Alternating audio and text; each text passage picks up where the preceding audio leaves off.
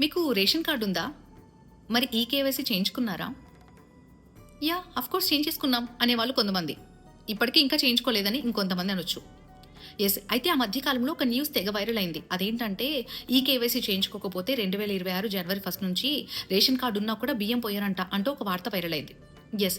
ఆ న్యూస్ నమ్మి తొందరగా చేయించేసుకున్నారు కొంతమంది. ఇంకొంతమంది మాత్రం ఇంకా చేయించుకోలేదు. అయితే ఈ కేవైసీ ఖచ్చితంగా చేయించుకోవాలి.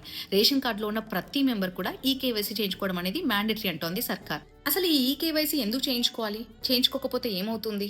అసలు గవర్నమెంట్ ఈ ప్రాసెస్ అంతా ఎందుకు పెట్టిందని కొంతమందికి కొన్ని డౌట్స్ వస్తున్నాయి. ఈ కేవైసీ చేయించుకోవడం వల్ల నిజమైన లబ్ధిదారులకు మాత్రమే సర్కార్ నుంచి వచ్చేటువంటి సంక్షేమ పథకాలు అందుతాయి. ఫేక్ కార్డ్స్ ఉన్నాయి. ఫేక్ కార్డ్స్‌కి చెక్ పెట్టేందుకు ఈ ఈకేవైసీ ప్రాసెస్‌ని అందుబాటులోకి తీసుకొచ్చారు. ఫర్ ఎగ్జాంపుల్ మీకొక కార్డ్ ఉందనుకోండి. మీ ఇంట్లో నలుగురు వ్యక్తులు ఉన్నారనుకోండి. ఈకేవైసీ చేయించుకోవడం వల్ల మీరు నిజమైన లబ్ధిదారులని తెలుస్తుంది.